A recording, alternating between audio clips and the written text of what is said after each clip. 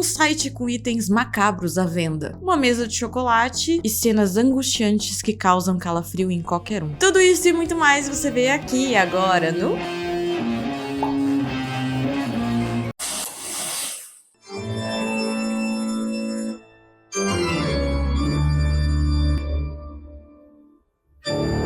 Olá, meus queridos sinistreiros, como é que vocês estão? Eu espero que hoje vocês estejam muito bem, porque eu vou falar com vocês sobre um filme com uma atmosfera bem pesada. E como muitos de vocês já sabem, eu sou a Camis e essa daqui é a Balu Vamp, minha companheira de vida e também aqui do canal. E como vocês podem ver, a morte não nos separa. E se você gosta de conteúdo de horror, curiosidades bizarras, fofoquinhas assombrosas, já deixa o seu like, se inscreve aqui no canal e ativa o sininho para ficar sabendo quando eu conseguir postar mais conteúdos para vocês. O novo filme dos irmãos Philippou chega para provar que eles não estão aqui só para nos assustar, mas também para fazer a gente pensar sobre o luto, a dor e até onde vai o desespero das pessoas. Faça Ela Voltar ou Bring Her Back é dirigido pelos irmãos Danny e Michael Philippou. Sim, os meus criadores de Fale Comigo e do canal Haka Haka. E, inclusive eu já falei melhor sobre os irmãos Philippou aqui dentro do canal, lá no meu vídeo de Fale Comigo. Vai lá assistir que esse vídeo tá bem legal.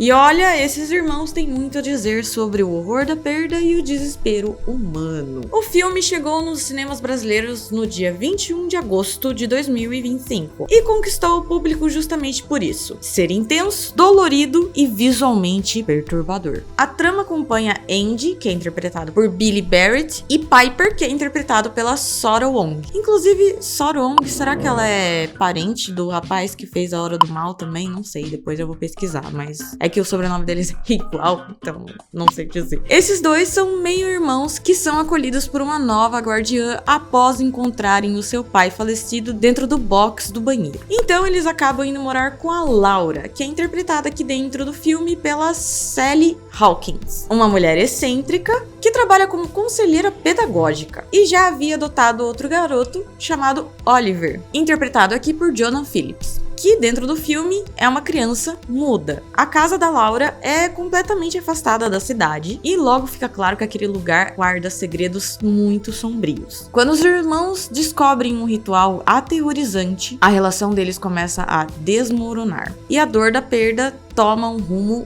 totalmente inesperado. E bom, antes de eu começar a contar pra vocês sobre curiosidades cinematográficas, eu preciso informar vocês que até agora, esse vídeo não teve spoilers. E eu não pretendo contar spoilers sobre a trama principal, como eu sempre faço. Eu não vou contar exatamente como o filme acontece, como que são narrados os fatos ali, mas não vai ter jeito. Eu vou ter que dar um pouquinho de spoilers, principalmente sobre como é feito o ritual aqui dentro desse filme, para poder falar para vocês as curiosidades sobre ocultismo e etc. Então, para você que ainda não viu o filme e você quer ter a sensação de surpresa ao ver o filme, eu recomendo fortemente que você vá assistir e depois você volta aqui no meu canal e vê esse vídeo explicando melhor sobre os fatos que acontecem ali dentro da trama. Porque não vai ter muito como, algumas coisas que eu vou acabar contando aqui vai estragar sua surpresa ali, né, do filme, etc, sobre como as coisas acontecem. Então, vai lá ver,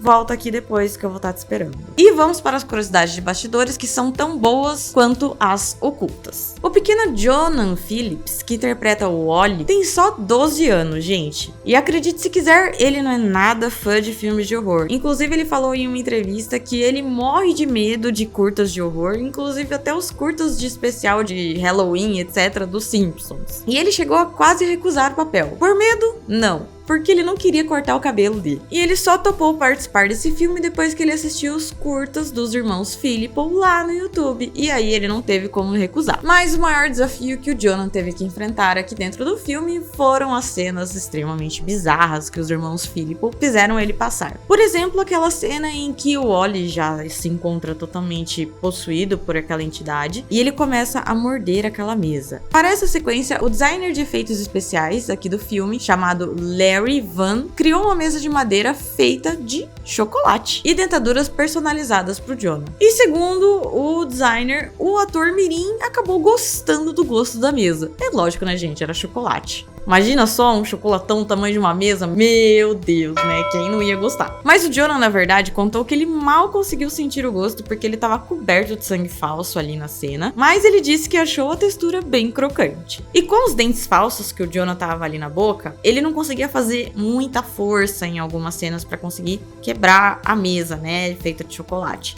Então eles tiveram que colocar outros tipos de dente falso para que esses dentes quebrassem de fato a mesa e meio que se quebrassem na hora que o Jonah tava ali fazendo força para morder a mesa. E para quem já assistiu esse filme sabe muito bem que as cenas bizarras não param por aí. Tem aquela fatídica cena em que o Ollie começa a mastigar uma faca. Gente, essa cena é extremamente angustiante e dá uma agonia, meu Deus do céu, que agonia. Pra fazer essa cena, os irmãos Philippou utilizaram uma faca de plástico que o ator ficou mordendo ali, né, pra interpretar. Mas depois, pra fazer a quebra da gengiva, dos dentes e até mesmo o corte do lábio, eles fizeram uma cabeça de borracha feita a partir da cabeça do artista, né, do Jonah, que na verdade era uma cabeça de boneco, né, da qual eles conseguiram realmente cortar e fazer aquelas cenas bem grotescas do close bem perto da boca do Ollie ali dentro do filme. E pro final do filme, quando o Ollie já tá completamente tomado por aquela entidade, a equipe de designer ali dentro do filme fez um molde especial do corpo inteiro do Jonah, com veias bem azuis, com a costela bem saliente e uma barriga bem disforme. A barriga dele tá bem grande naquela cena, né? E esse trabalho todo de maquiagem e prótese levou em torno de 6 horas para fazer. O ator teve que ficar completamente imóvel, o que para uma criança de 12 anos é quase impossível.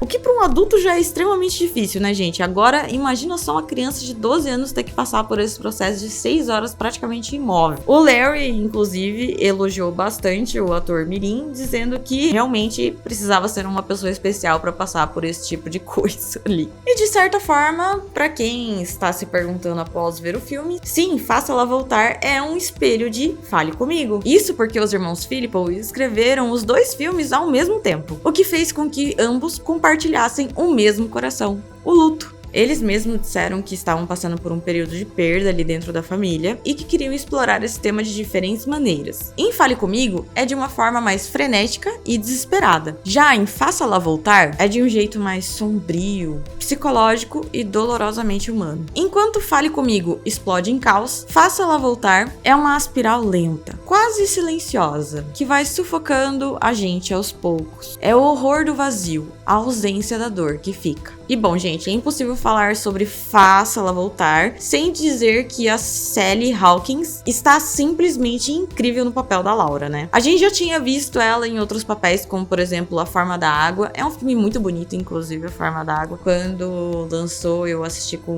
o meu pai, porque ninguém mais topou assistir esse filme com a gente.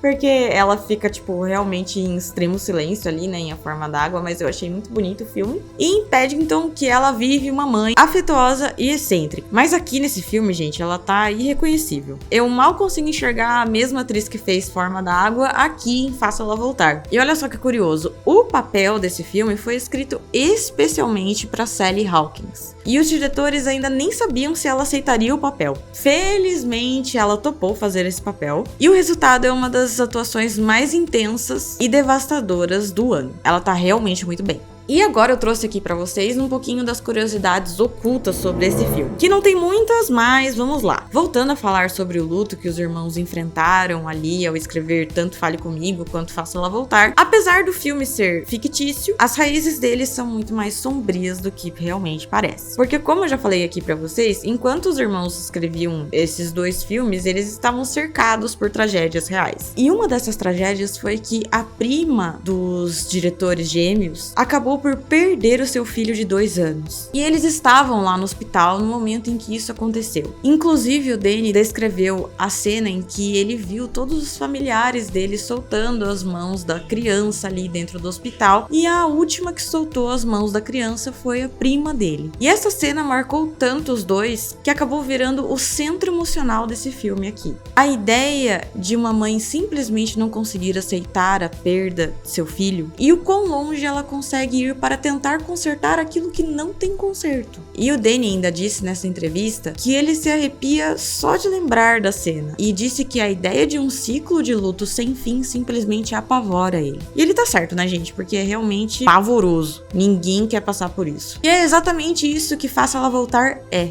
Um ciclo doloroso, sufocante e impossível de quebrar. Mas essa perda, infelizmente, não foi a única que inspirou esse filme aqui. Antes das filmagens, um amigo próximo deles, de 23 anos, também faleceu. E o Danny contou que a dor de perder esse amigo deles foi tão intensa e imediata que eles não conseguiram passar por esse processo de luto direito. Essas emoções simplesmente transbordaram ali no roteiro e nas conversas que eles tinham com a atriz Sally Hawkins, transformando assim as cenas que deveriam ser mais assustadoras em tristes. E é aí que esse filme pega a gente. Ele mistura o horror sobrenatural com o horror humano da perda. A Laura, a personagem da Sally, é toda construída a partir dessa dor. E até os pequenos detalhes contam isso. Como, por exemplo, a tatuagem que a Laura tem aqui é o símbolo de ar, da qual os diretores mesmos contaram que essa personagem é do signo de Libra, fazendo com que ela esteja em busca desse equilíbrio e espiritualidade ali dentro do filme o tempo todo. E o círculo que ela desenha ali dentro do ritual, repetidas vezes aqui dentro do filme, pode ser mais do que um gesto místico.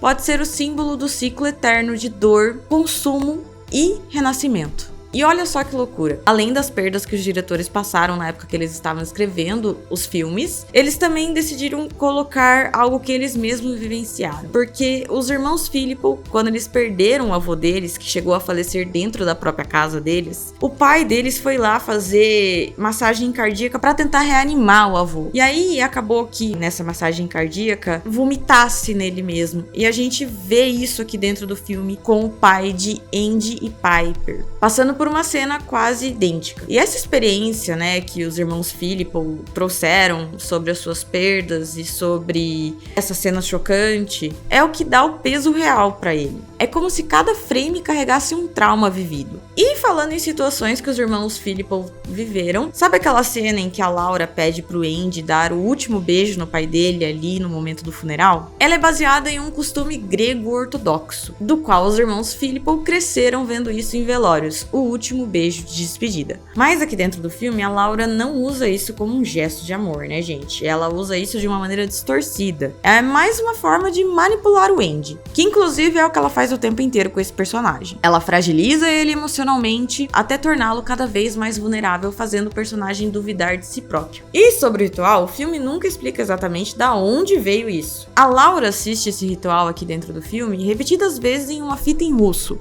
mas a gente nunca descobre da onde é que ela tirou essa gravação. Porém, é uma pista genial que os irmãos Philippou esconderam. Eles criaram nada mais, nada menos do que um site fictício chamado BlackAngelTapes.net. E é lá que essa fita aparece à venda, gente. Inclusive, eu entrei no site, vou colocar uns prints aqui pra vocês. Entrem, é bem sinistrão. E sim, é um easter egg real do universo deles. E na descrição do produto da fita, está escrito: instruções passo a passo. O falecido tem que ter no máximo 12 meses. Invocação por sua conta e risco. O consumo parcial pode resultar na manifestação da alma. Através do hospedeiro, o falecido pode falar e até mesmo andar. E, gente, ali, se vocês entrarem no site e entrarem nessa fita do ritual que a Laura assiste, vocês vão notar que tem vários comentários de outros usuários fictícios, e tem um usuário fictício chamado Pompom, que me chamou muito a atenção, justamente por conta das perguntas que esse usuário fez ali dentro do site, que é, por exemplo, quanto tempo ele precisa ficar com um corpo antigo? Como eu faço para mantê-lo calmo? E se ele começar a comer objetos ao invés de corpos? Tem até um comentário dizendo: mas eu tranquei no quarto lá em cima, com aquele vidro reforçado. Parece um pouco familiar, né? No momento em que a Laura tranca ou olha ali no seu quarto que tem uma janela de vidro na parte de cima da casa dela. Pois é, pra mim, meio que ficou parecendo que esse usuário chamado Pompom é na verdade a Laura. E a fita VHS em russo mostra passo a passo da ressurreição. O primeiro passo é imitar a morte daquela pessoa que você quer trazer de volta. Quem faz o ritual precisa reproduzir a morte com um novo hospedeiro, para meio que criar uma ponte simbólica entre o corpo antigo e o corpo novo. O segundo passo é fazer a entidade consumir o corpo do falecido. E é por isso que o Wally acaba literalmente comendo partes do corpo da Cat. E o terceiro e último passo do ritual é que a entidade precisa vomitar a alma do falecido no novo corpo. Essa parte é completamente grotesca, mas ela é o auge do ritual. É quando o ciclo se completa. Pra mim, parece que aqui dentro do filme, o grande problema é que a Laura acaba deixando o Ollie tempo demais com essa entidade dentro do corpo. E para tentar manter o controle sobre a entidade, ela repete aqueles movimentos circulares que ela faz com as mãos, né? Tanto em cima da cabeça dele, quanto aquela hora no vidro, né? Com o sangue. E esses movimentos circulares é o mesmo que a fita VHS ensina. E se você reparar, aqui dentro do filme aparece vários círculos em diferentes momentos, como por exemplo ali no estacionamento ou até mesmo aquele círculo de sal que a Laura faz ao redor da casa dela. E lembra do site que eu falei? As perguntas do usuário Pompom? Tem uma pergunta ali que é: como eu faço para mantê-lo calmo? E o vendedor do site responde: tente fazer uns 10 movimentos de crescente, mas apenas no sentido anti-horário. Isso deve mantê-lo parado por um tempo. E é exatamente isso que a Laura faz aqui dentro do filme o tempo todo com o Ollie. E a água também tem um papel fortíssimo aqui dentro do filme, gente, se vocês separarem. O pai de Andy Piper morre dentro do chuveiro, a Cat, ela se afoga na piscina, e o destino de Andy também está relacionado com a água. Mesmo sem a confirmação oficial dos diretores, dá pra perceber que a água representa algo muito forte aqui. Talvez represente tanto a purificação quanto a destruição. Parece que é um elemento que conecta a vida e a morte, como se cada mergulho fosse uma passagem entre os mundos. E quando a piscina enche, a Laura enxerga isso como um sinal de que ela realmente precisa terminar aquele ritual e repetir o modo como a filha dela faleceu, para que a entidade dentro de Ollie possa enfim devolver a alma de Cat.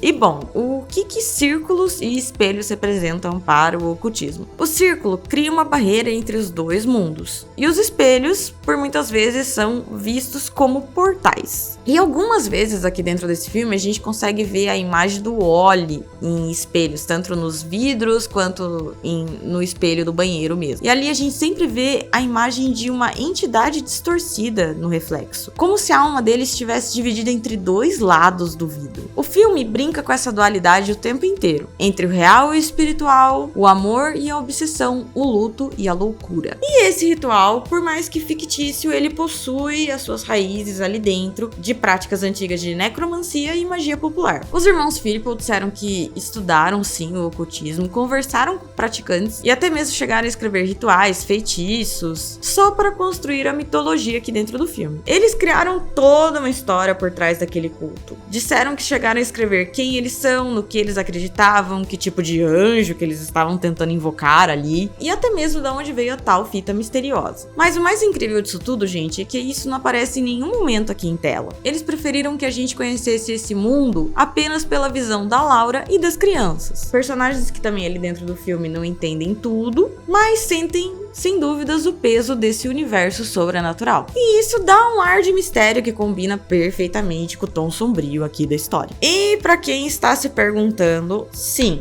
Fale Comigo e Faça-la Voltar se passa no mesmo universo sobrenatural, segundo os irmãos Philippou. As forças sobrenaturais que agem aqui dentro do filme parecem estar conectadas, o que me levanta muitas dúvidas sobre o que vem por aí com Fale Comigo 2, que deve explorar novos personagens, mas dentro desse mesmo universo de rituais e entidades. E agora eu vou falar pra vocês qual foi a minha opinião sobre Faça-la Voltar. Bom, eu achei Faça-la Voltar um filmão. Pra mim ele é até mais assustador do que A Hora do Mal, mas eu ainda mantenho a minha opinião de que Pecadores é sim o horror do ano, porque é mais o meu gosto. E apesar de ter gostado muito de Faça-la Voltar, eu ainda preferi Fale Comigo. Eu acho que as construções dos personagens e as motivações lá são muito mais sólidas do que aqui em Faça-la Voltar. E em Faça-la Voltar, o impacto emocional é muito maior e mais desesperador também. Esse filme aqui é muita dor, gente. Quase não tem nenhum momento de alívio. E quando tem os momentos de alívio, você se pega pensando: nossa, meu Deus, mas tá muito esquisito isso daí. Não dá pra sentir alívio, sabe? E assim, como eu falei lá em A Hora do Mal, o que me pega aqui dentro desse filme é que a mitologia dele é totalmente inventada. Como eu falei,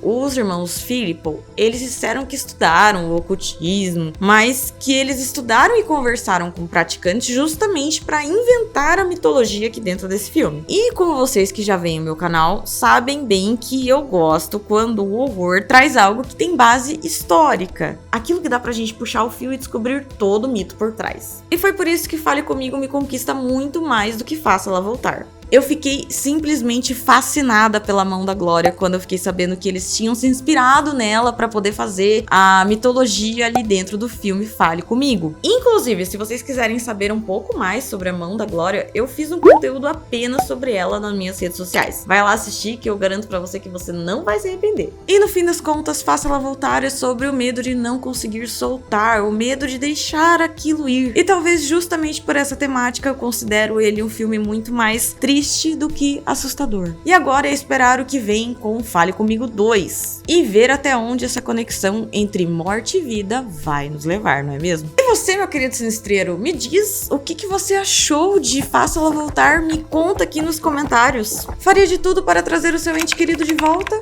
Eu acho melhor a gente aceitar o ciclo da vida como ela é, não é mesmo? E se você curtiu esse vídeo, já sabe como me ajudar. Deixando seu like, se inscrevendo aqui no canal e ativando o sininho para ficar sabendo de mais conteúdos sinistros. E é claro que o Emílio ele tinha que aparecer no final do vídeo, né, Kito? E ó, gente, o luto não é brincadeira. Procurem a psicoterapia e se cuidem, por favor. Até o próximo vídeo. Obrigada por verem o meu conteúdo.